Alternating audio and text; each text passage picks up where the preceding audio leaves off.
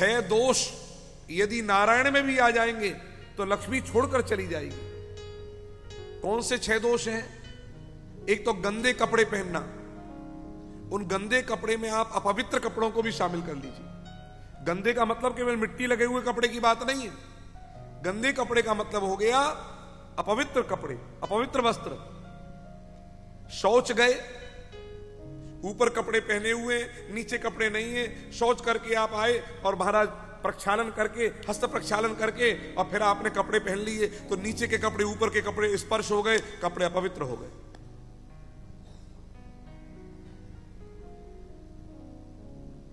हमारे अभी हमारी तो खुद दादी अम्मा और घर के बड़े बुजुर्ग महाराज स्नान करते थे तो एक तो निर्वस्त्र होते थे। शौचालय तो है ही है, और अब तो मोदी सरकार का ये आह्वान है कि घर घर शौचालय बने। तो वे निर्वस्त्र होते थे और महाराज बाद में कमर कमर तक धोते थे, हाथ धोने के बाद में, सब करने के बाद। अभी हमारे वो स्वाति गोयल जो आई थी अभी पंजाब से, अहमदगढ़ से, जब उसको पता लगा कि हम भी उसी पद्धति के पथे के हैं तो कहने लगी, गुरुजी हमारे दादी जी जो थे वो भी रात के 2 बजे भी अगर शौचालय जाएंगी तो दादी जी रात के 2 बजे भी, तो हम कहते हैं कि दादी जी ठंड को समय ना मरवे को समय हम छोड़ नहीं सके। संस्कारन को ऐसो पकड़ लियो, धर्म को ऐसो पकड़ लियो कि धर्म आपको कभी ना छोड़ पाए। जीवन में धर्म की प्रतिष्ठा कर। तो सबसे पहली चीज है कुचैलिनम, गंदे कपड़े, अपवित्र कपड़े पहनना। फिर दूसरी चीज है, पैसा घट जाएगा याद रखना, दंत मलोपधारिणम, दांतों पे मेल जमा रहेगा तो लक्ष्मी नहीं आएगी। आप कहोगे तो हमारे तो दांतों पे मेल जमा रहता फिर भी लक्ष्मी की कमी नहीं है, तो ये आपके पूर्व जन्म के प्रारब्ध से भोग रहे हो, अभी मिल रहा है। लेकिन जहां पूर्व जन्म के प्रारब्ध का भोग अकाउंट खत्म हुआ, अर्श से फर्श पर आते देर नहीं लगेगी। हमारे गुरुदेव कहते हैं जब तक तेरे पुण्य को आवत नहीं है छोर। छोर जानते हो? छोर माने समझ गए? एंड जब तक तेरे पुण्य को आवत नहीं है छोर, तब तक तेरे माफ हैं कोटिन पाप करोड़। जब तक तेरे पुण्यों का अंतिम छोर नहीं आता, डेड एंड नहीं आता, तब तेरे करोड़ों प्रकार के पाप माफ हैं। लेकिन जिस समय पुण्यों का डेड एंड आएगा, उस समय तेरे पापों की शुरुआत हो जाएगी। विजय माल्या का क्या हुआ? और लोगों का क्या हुआ? गिरे कि नहीं गिरे? भैया समय बदलते देर नहीं लगता। कब उठाएगा, कब गिराएगा। इसलिए गुरु के चरण पकड़ लो और गुरु के चरण पकड़ करके अपने आप को गुरु के हाथ की पतंग बना दो। अपने आप को गुरु के हाथ की पतंग बना दो। फिर गुरु जी उठाएं। हम तो गुरु जी के हाथ की हो गए, गुरु के हाथ से छूटो मत। पंजाब में बड़ी सुंदर पंक्ति गाई जाती है,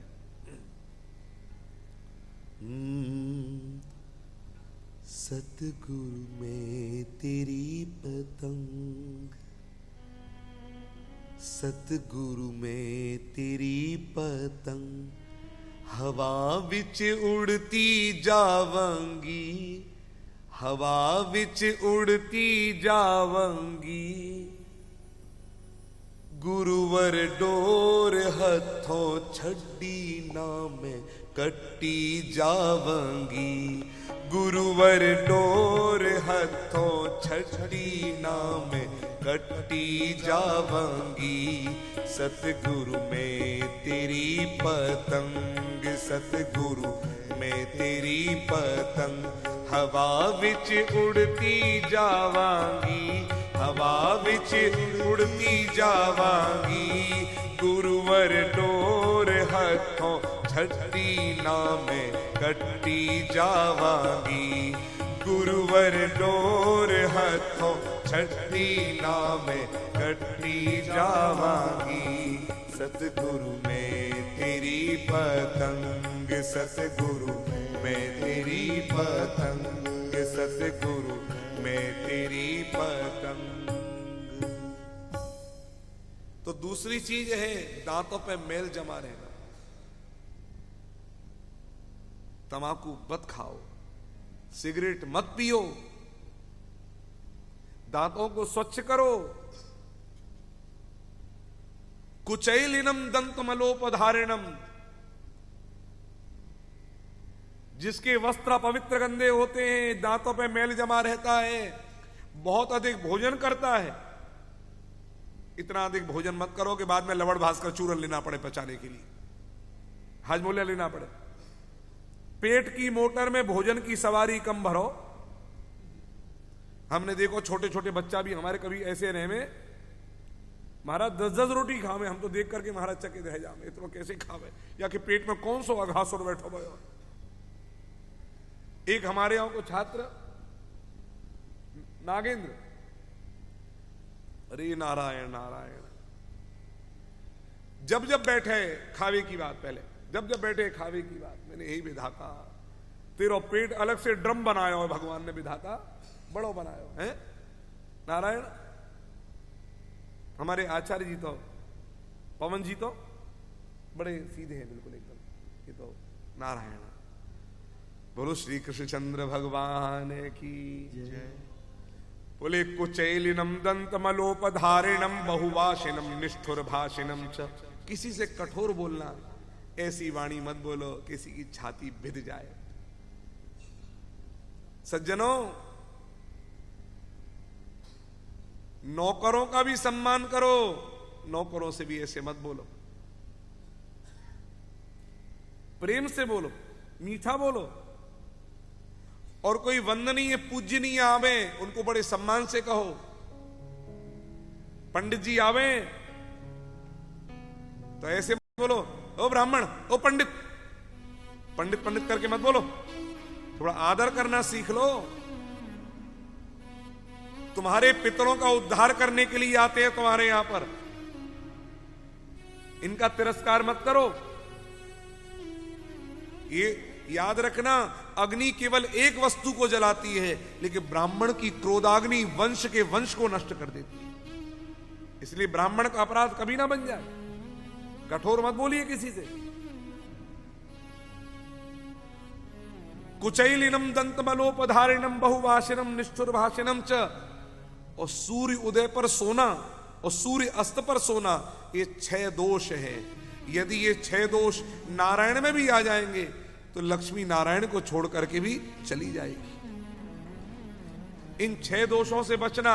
विमुंचती श्री यदि चक्रपाणी, नारायण भगवान की गृहस्थ लीला का दर्शन किया और उसके बाद में एक संदेश वाहक आता है, उन्हें मुक्त कराएं, आपसे प्रार्थना करने के लिए हमें भेजा है।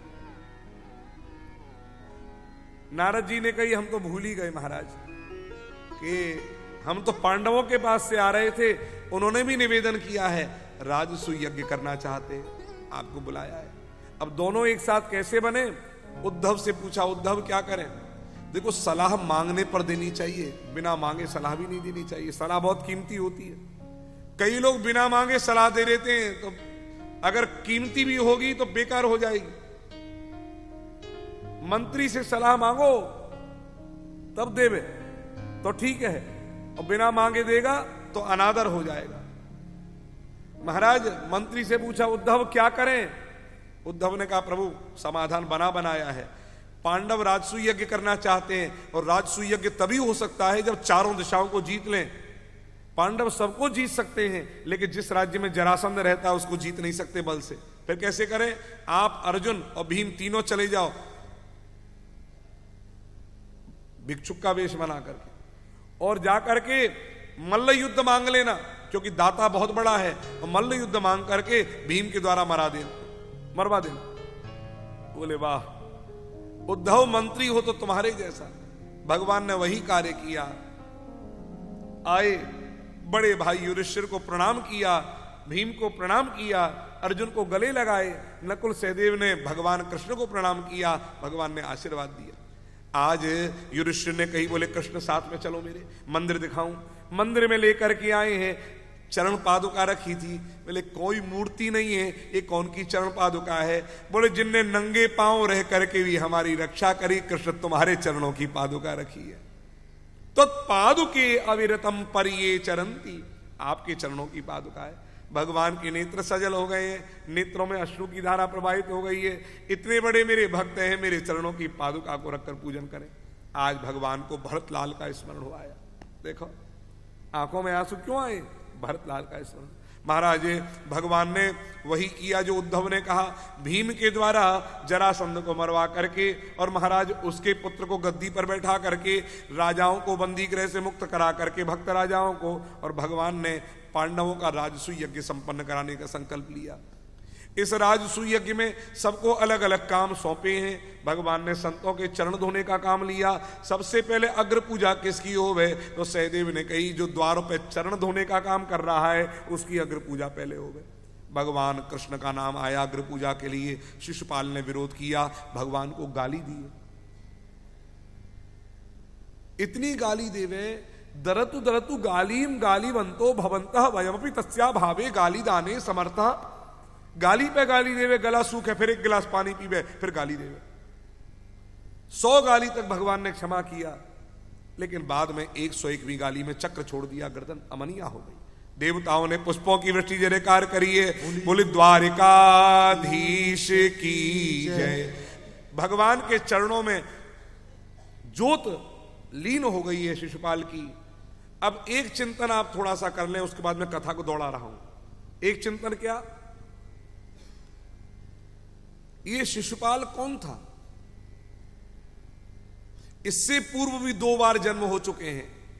हिरण्यकश्यपु, हिरण्याक्ष, रावण और कुंभकर्ण, और तीसरा जन्म लिया शिशुपाल और दंतवक्त्र। अब आप विचार करके देखें, मैं बड़ी गंभीर चर्चा कर रहा हूं। हिरण्याक्ष को भगवान वराह ने मारा, बिना सेना के मारा। न हिरण्याक्ष की सेना मरी है, न भगवान की कोई सेना मरी। अकेले हिरण्याक्ष को मारा। हिरण्यकश्यपु को भी मारा तो अकेले हिरण्यकश्यपु को मारा। लेकिन रावण को मारा तो सेना के साथ मारा। ध्यान दीजिएगा, रावण को मारा तो सेना के साथ मारा, और रावण की सेना भी मरी, रावण का वंश भी गया। बंदर एक भी नहीं मरा, बंदर एक भी नहीं मरा। भगवान की परिभाषा क्या है जानते हो? भगवान की परिभाषा लिख लो, एक लाइन में बता रहा हूं।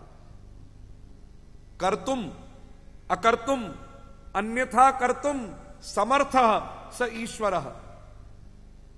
जो सब कर सकते हैं वो भगवान भी कर सकते हैं। कर्तुम अकर्तुम, जो सब नहीं कर सकते हैं वो भी भगवान कर सकते हैं। और जो करने की कोई सोच भी नहीं सकता, जिसके बारे में जो प्रकृति के नियम के भी विपरीत हो जाए, वह भी करने की सामर्थ्य वो भगवान में है। अन्यथा कर्तुम। अच्छा बताओ, लंका की भूमि पर इधर बंदर मरा है, इधर राक्षस मरे हैं, सब मरे पड़े हैं,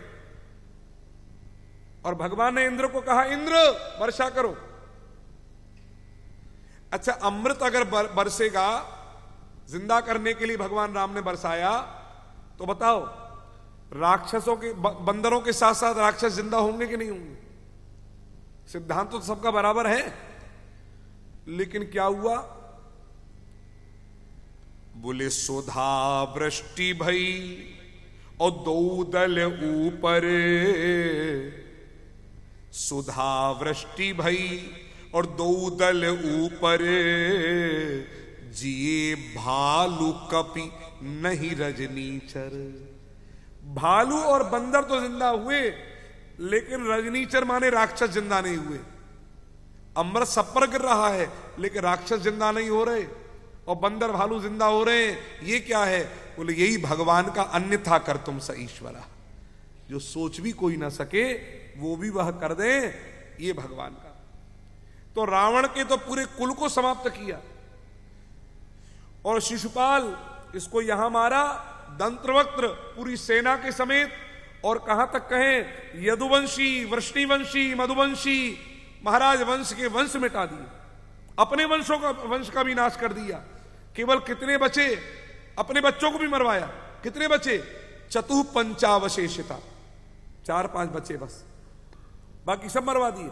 तो हिरण्याक्ष हिरण्यकश्यपु को केवल अकेले मारा, रावण कुंभकर्ण को उसके वंश परिवार समेत मारा, और इधर कृष्ण भगवान ने तो महाराज सबकी मर्यादा और पार करके सबको मारा। सो मारा मारा मारा, कौरवों को मरवाया, वृष्णिवंशी सबको मरवाया, अपने बच्चों को मरवाया। ये क्यों? जब तीनों ही भगवान के द्वारपाल हैं, तो तीनों के मरवाने में अलग अलग फल क्यों? तो सुनो, गेहूं और चना मिल जाए, गेहूं और चना मिल जाए, और आपसे कहे कि गेहूं की रोटी अलग बनाओ, चना की रोटी अलग बनाओ, तो गेहूं और चना अलग अलग हो सकते हैं कि नहीं हो सकते? बन जाएगी नहीं बन जाएगी? बोले बिल्कुल बन जाएगी। राम जी मनुष्य हैं, ध्यान देना। हिरण्याक्ष हिरण्यकश्यपु कैसे हैं? चना और गेहूं की तरह। इनको अलग अलग आराम से किया जा सकता है, क्योंकि वो राक्षस हैं और भगवान भगवत आवेशावतार के रूप में आए हैं। मार दिया, चना गेहूं अलग अलग। अब एक बात बताओ, दूध में विष मिल जाए, दूध में विष मिल जाए, और कोई कहे भैया एक काम करो विष निकाल दो, दूध पी लो, पियोगे? अरे बताओ, नहीं पियोगे? तो वो तो राक्षस मूल रूप से थे ही थे, हिरण्याक्ष हिरण्यकश्यपु। लेकिन रावण कुंभकर्ण जो था,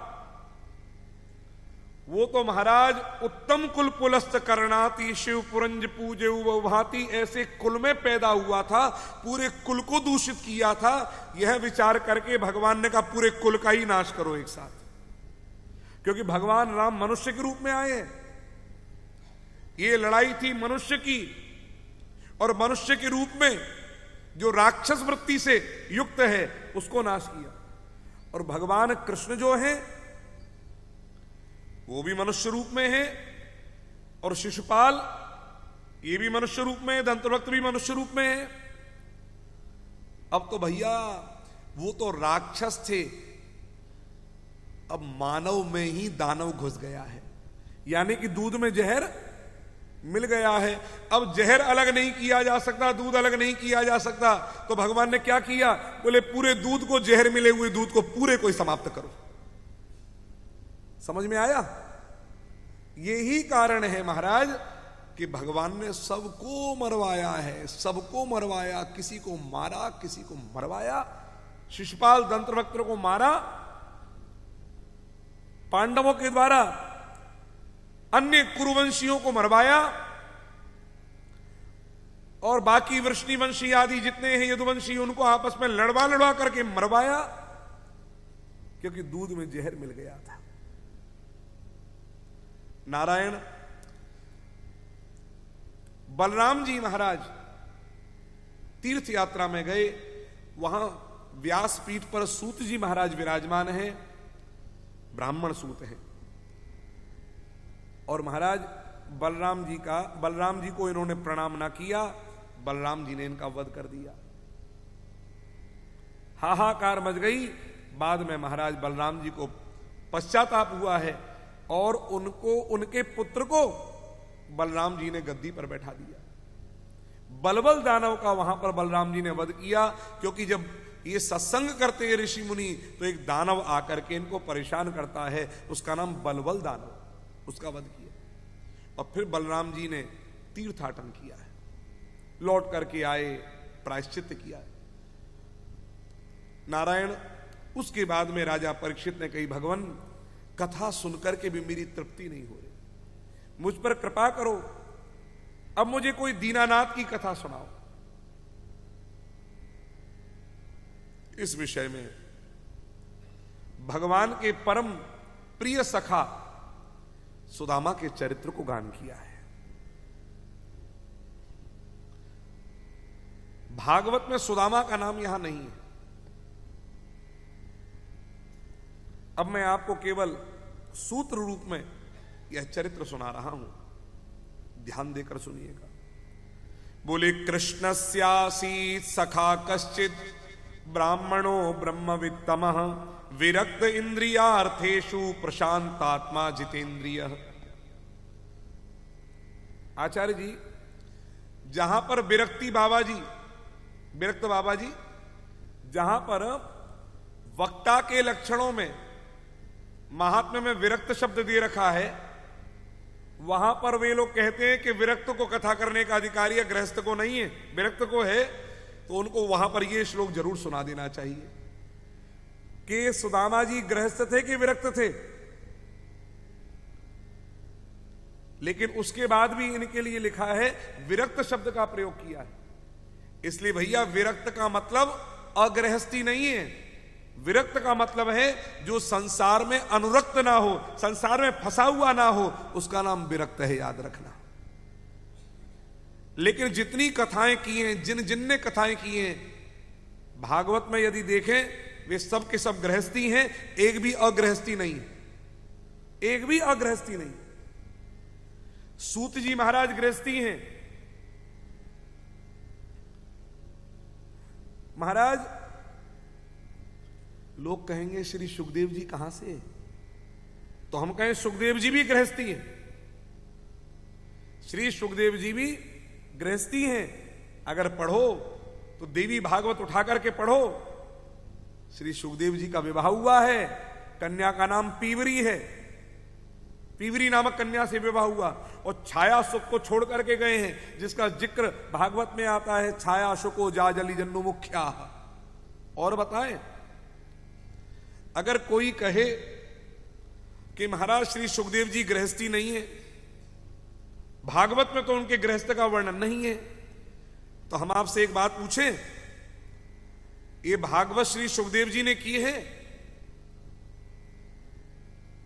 अच्छा, कृष्ण भगवान गृहस्थी है या नहीं? अरे बताओ। और आपको बता दूं, श्री राधा रानी से भी उनका विवाह हुआ है, यह भी आपको बता दूं, संकेत कर रहा हूं बस। श्री राधा रानी से भी भगवान कृष्ण का विवाह भांडीर वन में, वृंदावन में हुआ है, ब्रह्मा जी ने करवाया है। द्वारिका में तो हुए, वो अलग है। अब ये जो कथा है, राजा परीक्षित को जो कथा सुनाई है, वो स्वयं भगवान श्री कृष्ण ने सुनाई है। ये रहस्य आपको उजागर कर रहा हूं।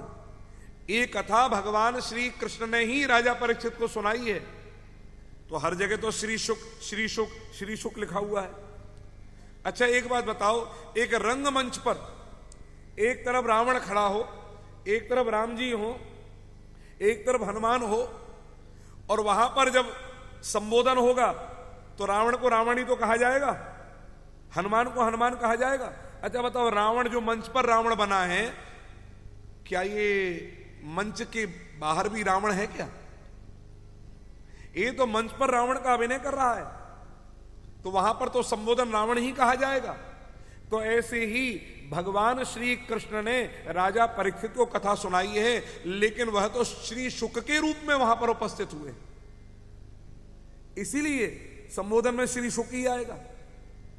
अब आप कहेंगे किस सिद्धांत से कहें, तो मैं आपको श्लोक सुना रहा हूं, सुन लीजिए। बोले, नंद नंदन रूपस्तु श्री शुको भगवान ऋषि श्रीमद् भागवत श्रीमद् भागवतम तुभ्यम श्रावयित्यस्य संशयः। ये श्लोक कहां का है?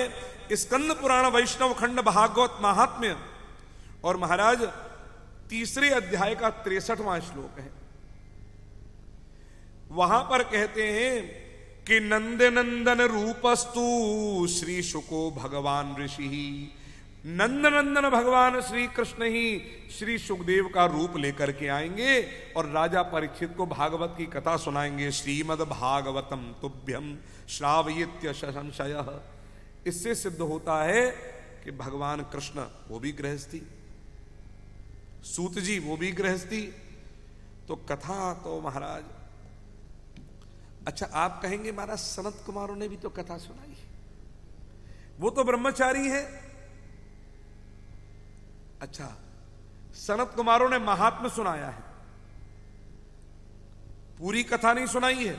यहां पर पद्म पुराण के अंतर्गत श्रीमद् भागवत के महात्म्य में बोले यद्यपि ब्रह्म संबंधा श्रुतवेत सुरर्षिणा सप्ताह श्रवण विधि कुमारैस्तस्य भाषितः। महात्म्य सुनाया है, पूरी भागवत नहीं है। यहां पर आप पढ़ ले पूरी भागवत में, वे तो आपस में ही बैठकर एक दूसरे को सुनाते रहते हैं।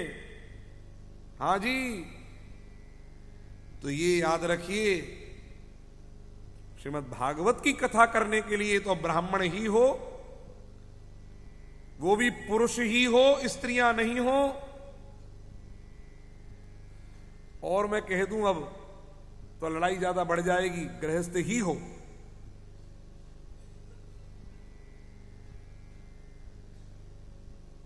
अब इसको लेकर चाहे कोई कैसा भी ले ले, कामना से होने वाली भागवत गृहस्थ के लिए ही विधान है। अच्छा, विरक्त को तो कुछ चाहिए ही नहीं, गृहस्थ को तो बच्चे पालने हैं। विरक्त तो वैसे ही विरक्त है, बाबा जी है, उसको क्या चाहिए? लेकिन गृहस्थ ही नहीं करेगा तो भैया कैसे घर पलेगा? इसलिए महाराज, हालांकि गृहस्थ में रह करके भी लालच की वृत्ति नहीं होनी चाहिए, विरक्त होना चाहिए। इस सिद्धांत में कहीं दो मत नहीं। महाराज, जीवन की ऐसी स्थिति, भगवान कृष्ण का एक मित्र सखा ब्राह्मण ब्रह्मवित्तम विरक्त, इंद्रियों का अर्थ प्रयोजन जानने वाला और जितेंद्रिय,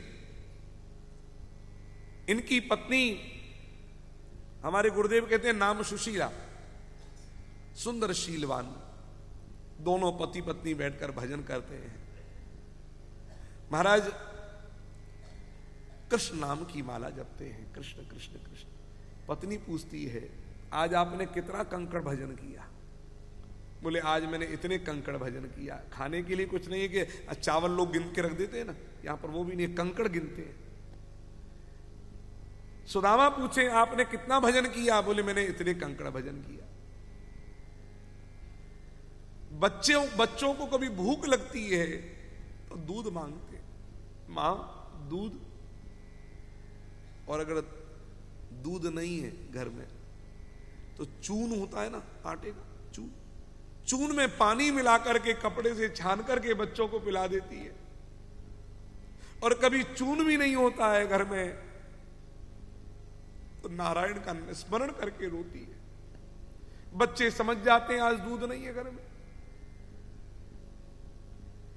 रोती है। नहीं दरिद्र सम दुख जगमाई, गरीबी से बढ़कर के कोई दुख नहीं।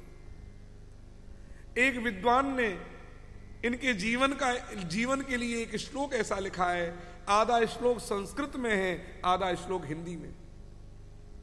क्या श्लोक है? बोले सूखी रोटी चना की लवण विरहिता प्राप्यते वासरांते। मेरा निवेदन है, मोबाइल फोन लेकर जो बैठे हैं आगे, मर्यादा थोड़ी सी रख लो।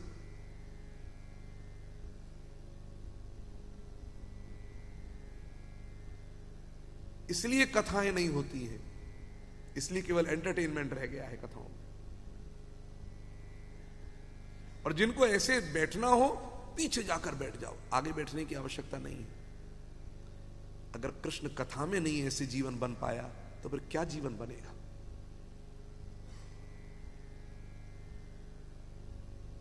बोलो श्री कृष्णचंद्र भगवान की जय। बोले सूखी रोटी चना की लवण विरहिता प्राप्यते वासरांते, कट्याम फाटी लंगोटी सिरसी च नहीं पगिया खंड खंडम बिछौना। बोले गेहे टूटी खटोली सकतुल रहितौ पानहौ नैव पादौ, यद्यपि ऐसी व्यवस्था तदपि च सुदामा नैव कृष्णम ययाचे। आज तक कभी हाथ नहीं पसारा ऐसी स्थिति होने के बाद। महाराज एक बार की बात है, सुशीला बाहर बैठी भई अपने घर के आंगन में, वेदांती ब्राह्मण निकल करके जा रहे हैं। उनने जैसे ही सुशीला को देखा है आंखों में आंसू की धार बह गई।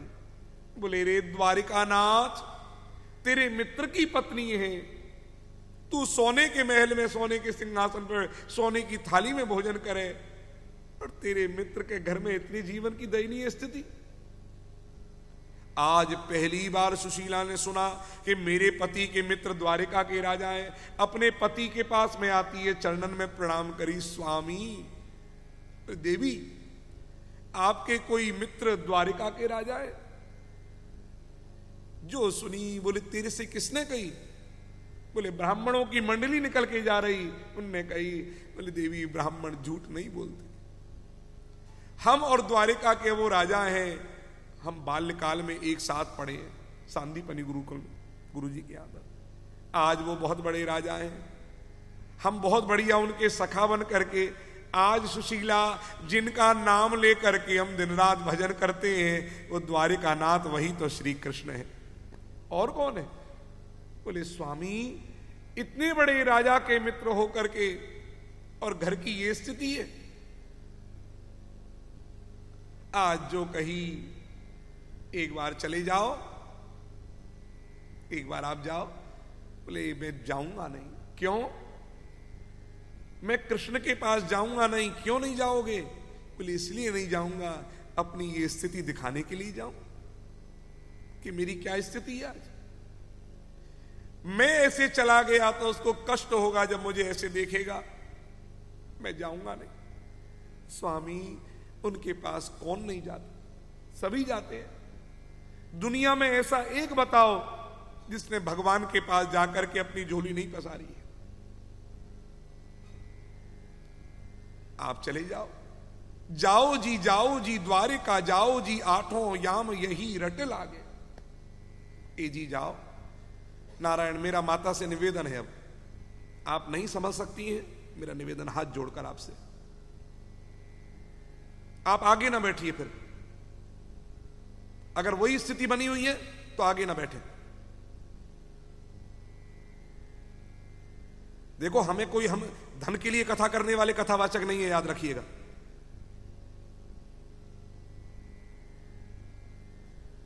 बोलो श्री कृष्णचंद्र भगवान की जय।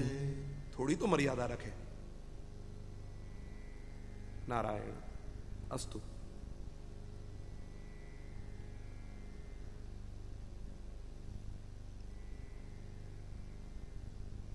नाथ जाओ चले द्वारिका को,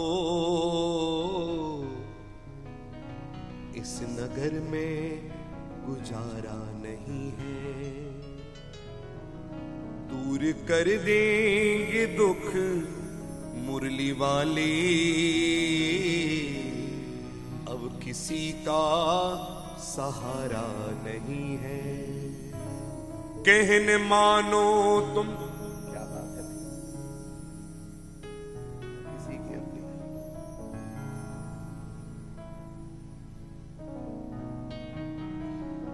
प्रसंग देखा करो फिर आया करो।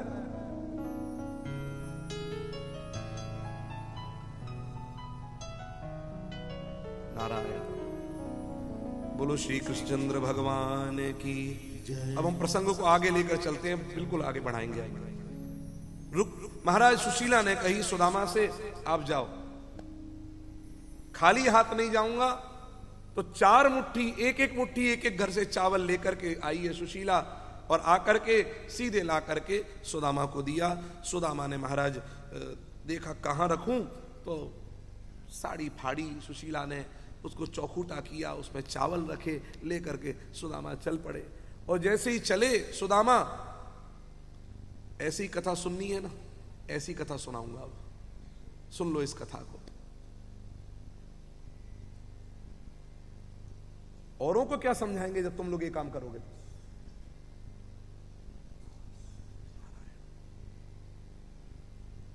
नारायण। महाराज आज सुदामा चले। सुशीला ने कही, स्वामी आप जाओ द्वारिकाधीश के पास तो एक बात जरूर कह देना। बोले क्या? बोले दीन दयाल कहाए के धाय के, और दीनन सो क्यों स्नेह बढ़ायो, क्यों हरिचंद जू बेदन में करुणानिधि नाम कहो क्यों गिनायो। मैं ऐसी गरीब गरीब रही, तू कैसो गरीब निवाजे कहायो। बोले स्वामी जाकर के एक बार जब कोई ना हो उनके पास, तब एकांत में एक बात कहना। बोले क्या? बोले 1 मास द्विपाख में और 2 एकादशी होए, मेरे घर गोपाल जी सदा एकादशी होए। मेरे घर रोज एकादशी, नित्य एकादशी हो रही है। सुदामा के नेत्र सजल हो गए। चावल लेकर के सुदामा चलते हैं, पैर में कांटा लगता है, फिर भी कांटा निकाल करके आगे बढ़ते हैं। चलते चलते छाले पांव में पड़ गए। अब सुदामा ने कहीं लगे तो लगे।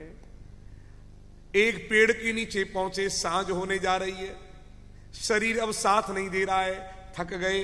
वहीं सुदामा पेड़ के नीचे बैठे। क्या कहते हैं? द्वारिकानाथ बहुत दूर द्वारिका है, मेरी सामर्थ्य नहीं है, मेरे प्राण बचेंगे अगर कल सुबह तो लौटकर पत्नी बच्चों के पास जाऊंगा, तेरे पास आऊंगा, इतनी सामर्थ्य मेरी नहीं। रो पड़े, सो गए। इधर सुदामा का सोना हुआ, उधर द्वारिकाधीश का द्वारिका में जागना हो गया। जो जागे द्वारिकानाथ योग में आए, आज्ञा प्रभु। बोले मेरा मित्र लौटने का विचार कर रहा है, लौटने नहीं पावे, उसे लेकर द्वारिका आ जाओ। ये वही योग माया है जिसने देवकी के गर्भ से 7वां गर्भ देवकी का रोहिणी के गर्भ में पहुंचा दिया है। ये वही योग माया है जिसने सोते हुए सुदामा को लेकर द्वारिका पहुंचा दिया। जो द्वारिका आए हैं, प्रातः काल सूर्योदय हो रहा है, नेत्र खुले, घंटा घड़ियावल बजने लगा।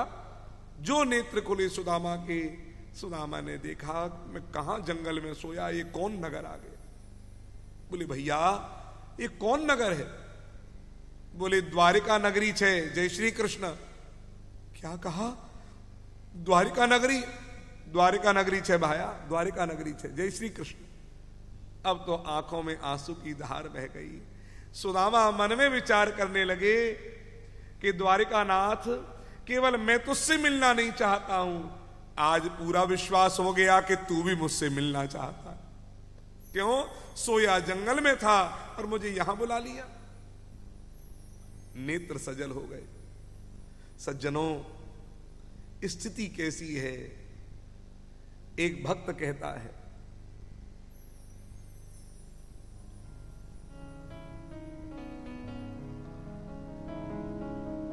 जीवन के मालिक, ये जीवन तेरे बिन, बता तू सही राह कैसे चलेगा। ए जीवन के मालिक, ए जीवन तेरे बिन, बता तू सही राह कैसे चलेगा।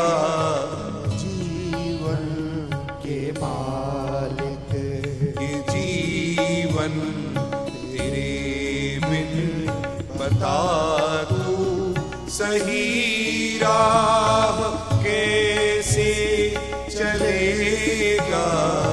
जीवन के मालिक, ये जीवन तू सही राह कैसे चलेगा ए जीवन के मालिक। मेरी भावनाएं नदी की है धारा, रुकना है मुश्किल, बहा जा रहा हूं। मेरी भावनाएं नदी की है धारा, रुकना है मुश्किल, नदी बहती है, धार बह रही है अनगित शिलाएं मेरे रास्ते में, मैं टकरा रहा हूं मगर जा रहा हूं, मगर जा रहा हूं। ये भटकन दिल की कहाँ खत्म होगी, जो तेरी कृपा का न सागर मिलेगा जीवन के मालिक। नदी कब तक बहती है? जब तक उसे समुद्र नहीं मिलता। जब तक तेरी कृपा का समुद्र ना मिलेगा, मैं भटकता बहता रहूंगा, मैं भटकता बहता रहूंगा। और तुझसे भटकने के कारण यदि कोई दोष मुझ में आ जाए तो मुझे दोष ना देना।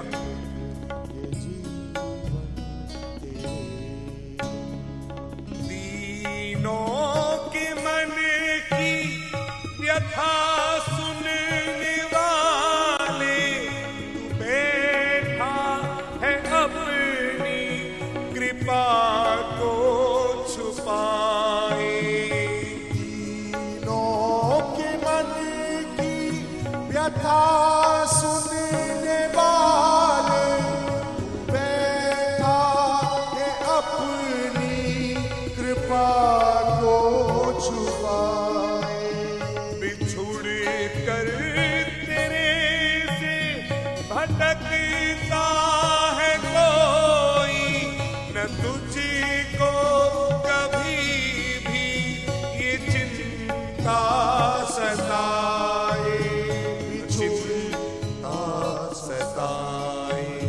ये जग क्या है तू भी चकित देखना, तब मेरे अवगुणों का खजाना खुलेगा है जीवन के मालिक। ये जीवन तेरे बिन बता तू सही राह कैसे चलेगा ए जीवन के मालिक। ये जीवन तेरे बिन बता तू सही राह कैसे चलेगा ए जीवन के मालिक। ए जीवन के मालिक, ए जीवन के मालिक। कितना बढ़िया एक अंतिम पद। दीनों के मन की व्यथा सुनने वाले, क्यों बैठा है अपनी कृपा को छिपाए। बिछुड़कर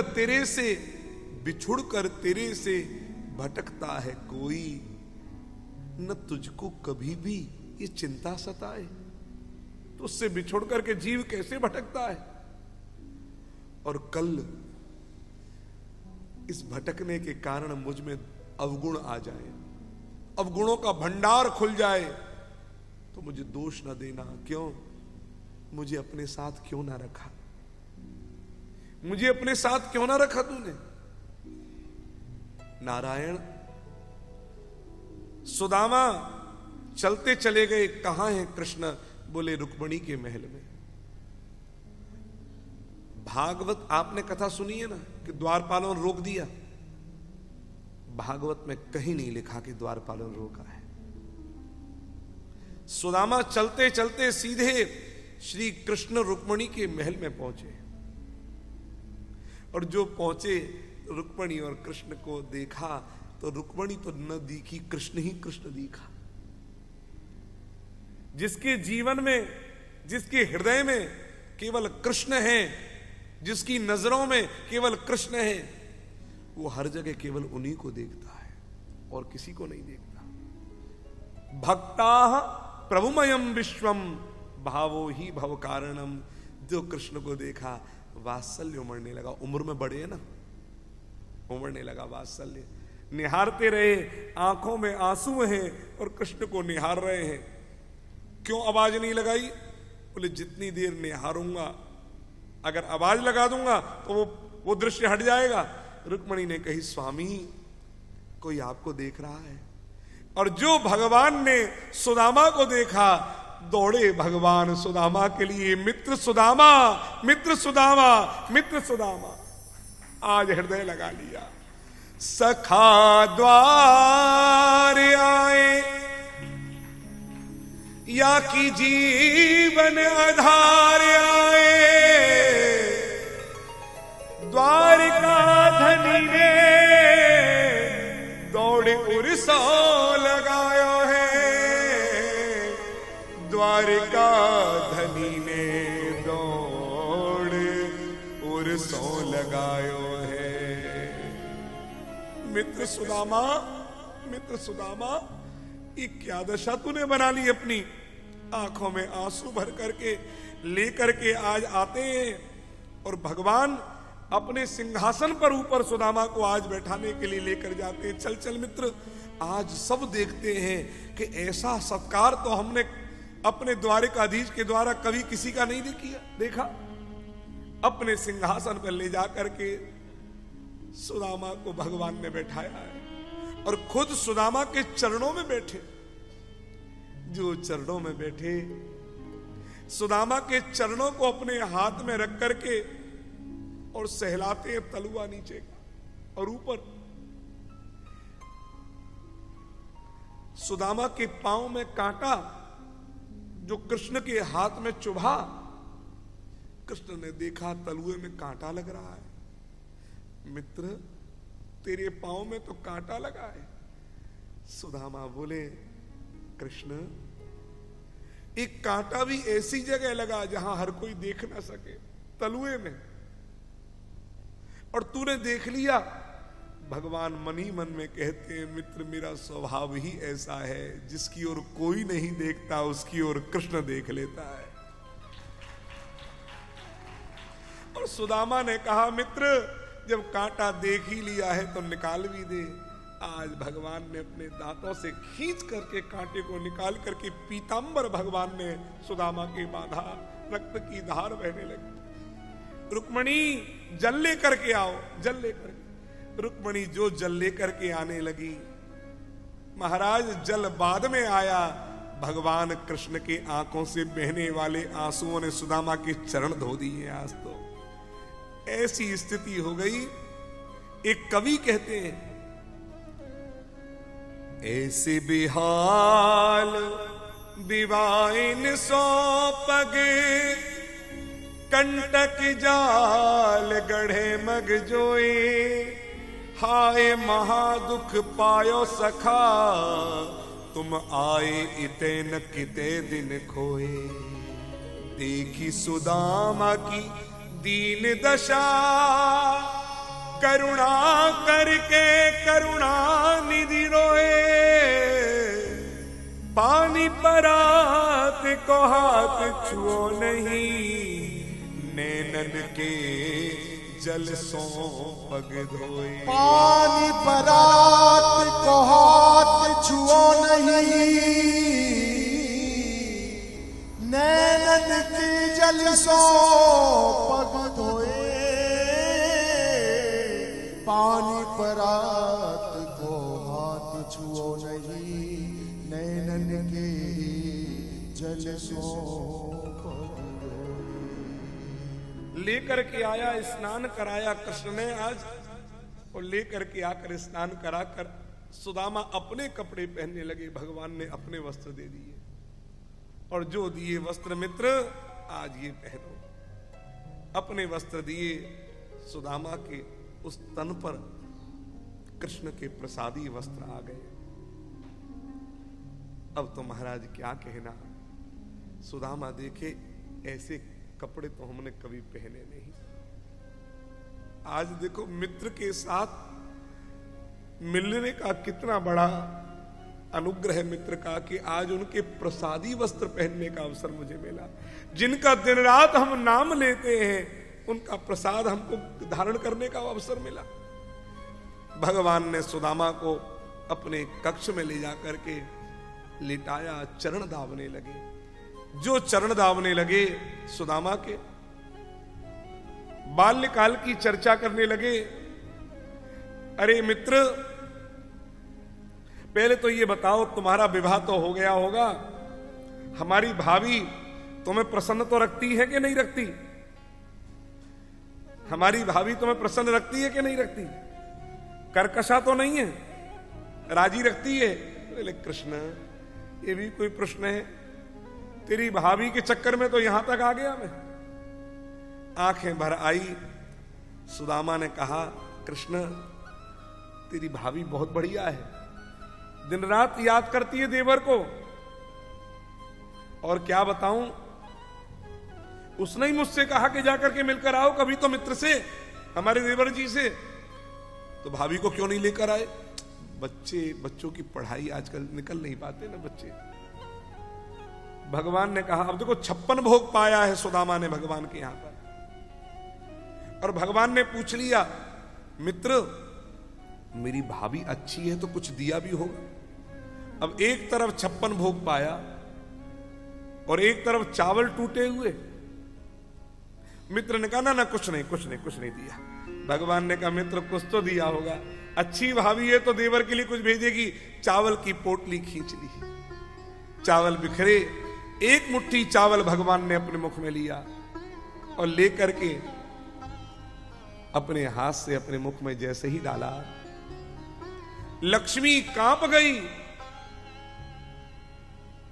रिद्धि सिद्धि नवनिधि सब कांप गई कि आज यदि सुदामा कह देगा मुझे वैकुंठ चाहिए, तो आज भगवान वैकुंठ दे देंगे। सब सिद्धियां नवनिधि कांप गई, आज जो मांग लेगा वो मिल जाएगा। भगवान ने दूसरी मुट्ठी चावल जो लिया और मुख में अपने डाला।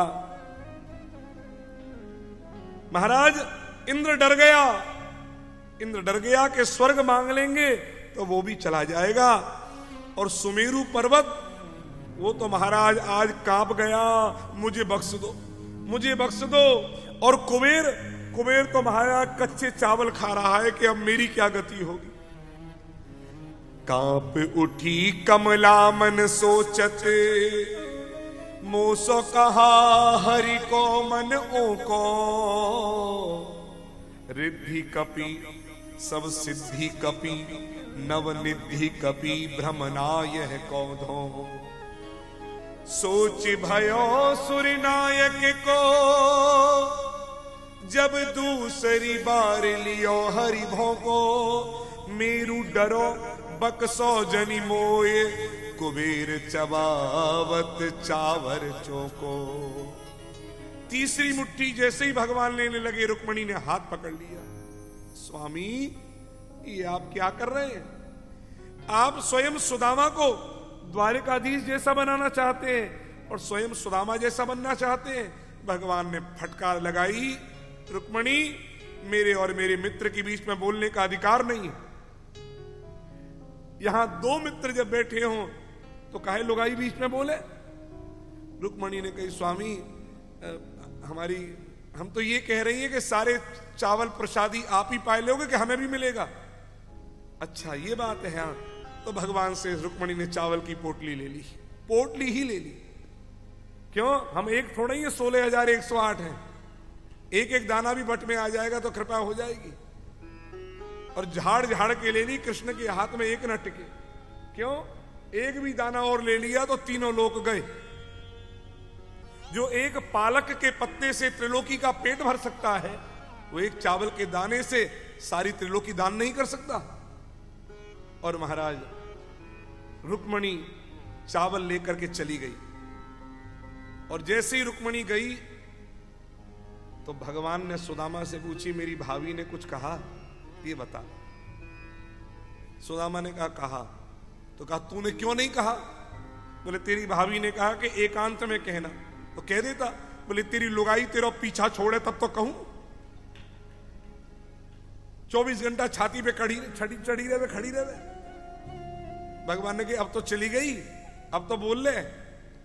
तो सुदामा ने कही, तेरी भाभी ने कही है, 1 मास 2 पाख में 2 एकादशी होए, मेरे घर गोपाल जी सदा एकादशी हो।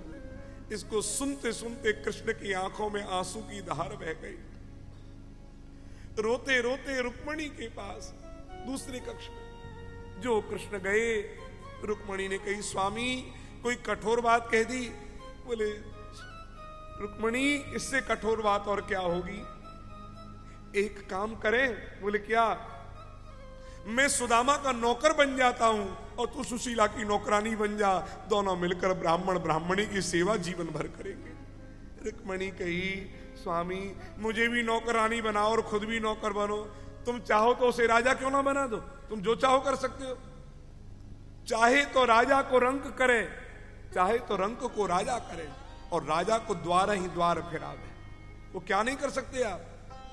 भगवान ने कहा, रुक्मणी पत्र लिख मेरी भाभी के लिए।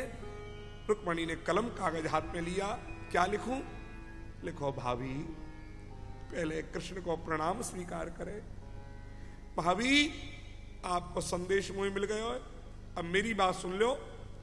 जो है गयो सो है गयो, वो तो लौटेगा नहीं।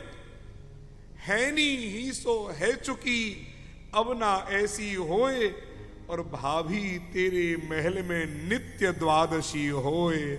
भाभी तेरे महल में नित्य द्वादशी, 1 दिन 2 दिन नहीं, अब तो नित्य द्वादशी एकादशी झांकेगी नहीं।